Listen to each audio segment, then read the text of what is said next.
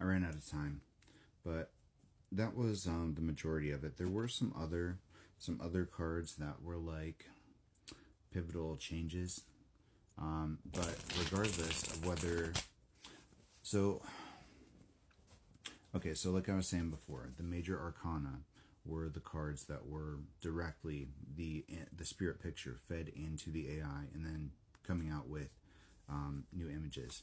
But then I took the feminine, the Firebird, and I took the masculine, the Emperor, and I basically infused those energies back into the original major arcana.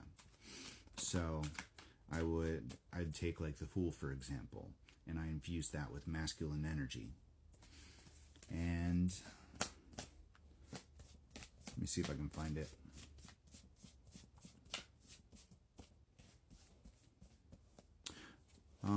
Okay, well, this one will work.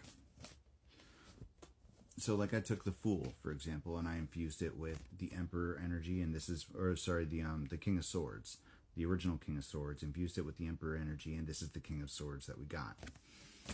The Star, for example,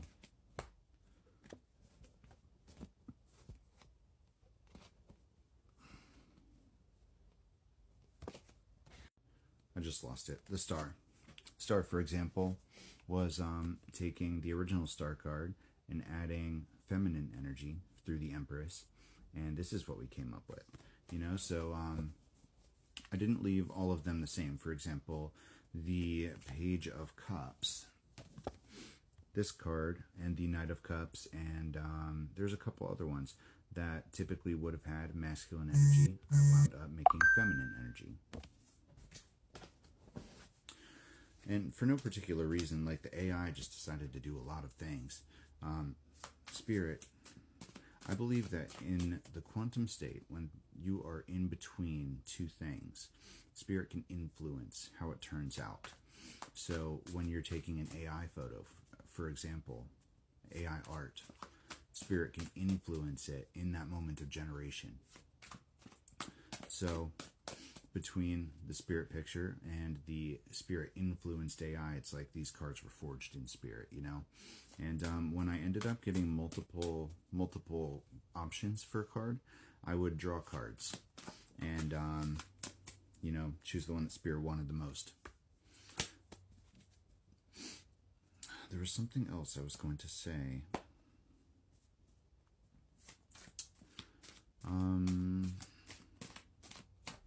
Oh, but then there's things like the Ripple. Oh, like the Lantern. This card is a recreation of my actual lantern. And I actually just made one for my Chest of Secrets, too. So there's the Twin Flame card.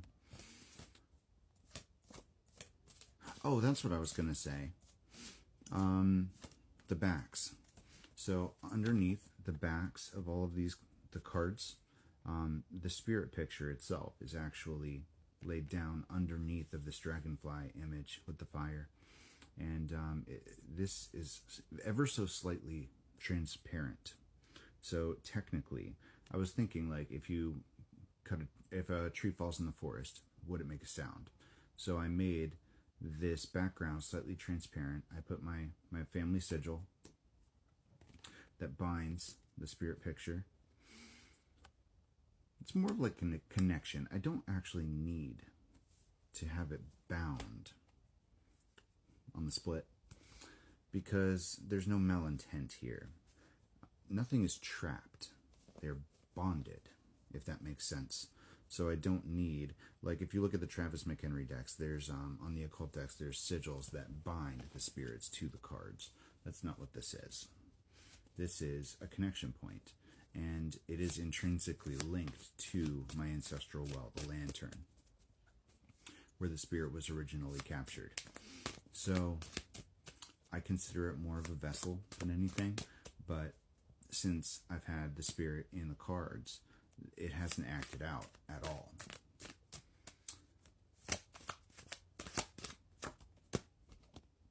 And I think that a change in mentality had a lot to do with that. because I realized afterwards that when the fan started turning on by itself, I didn't need to be scared of that. Nothing bad was going to happen to me because the spirit was acting through the fan. It was just my fear, because I wasn't sure what to expect. But yeah, so even cards that weren't originally, so like there's oracle cards like this. This was an original tarot card. This was the world card I used before I had everything connected with Malak. Before I had just the Empress card. That was the only card that was connected to the Spirit card. So this image wasn't generated with that Spirit's essence. But the card back is connected through the original Spirit picture. So even though this art wasn't generated with the essence, it's still connected to the Spirit. All of my cards are connected. Master and Craft. What else was I going to say? Well, yeah, it's been a wild process. And I was concerned at first about how this was all going to go down, but I knew Spirit wasn't going to lead me wrong, and they guided this every step of the way. And there has been no ill intention, no malintent, no bad things happening. If anything, things get better, not worse. And, you know, Spirit put it in my lantern to be used. And the Seed of Light, the original Spirit picture, now represents the potential within people for rapid growth and transformation. And that's why, because it was connected to a past life, if you will, of putting people in cycles, that's why I'm putting money towards narcissistic abuse and suicide prevention. Because those are the cycles that I had to conquer. So instead of keeping people stuck, it's going to liberate people.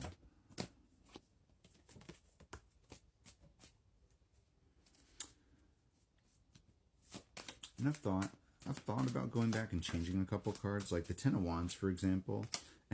The Ten of Wands is one card that I just really, like, for a while I didn't appreciate how it turned out.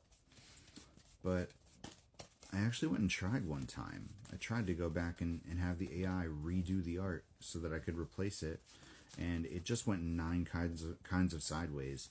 Like, the whole ChatGPT had a seizure, basically, and, like, had all these errors, and it couldn't reproduce an image. And then, like, when it started reproducing images again, it wouldn't make the image upright.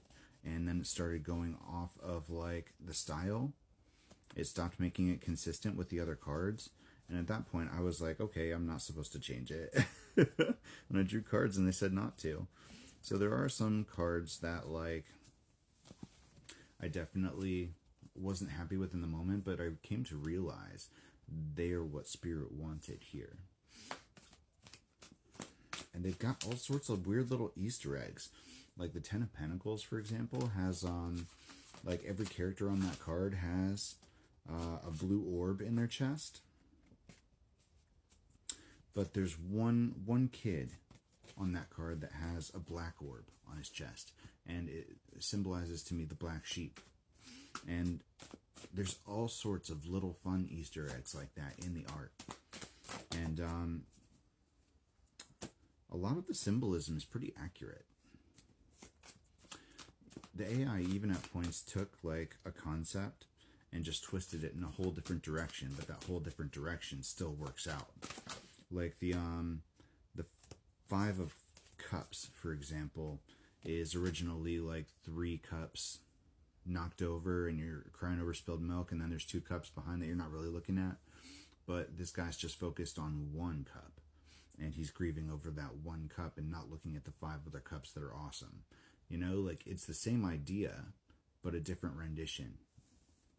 It's really interesting. But, you know, wouldn't change a thing. Just adding more to it. I think I learned a lot from this, you know. Well, anyway, thanks for watching.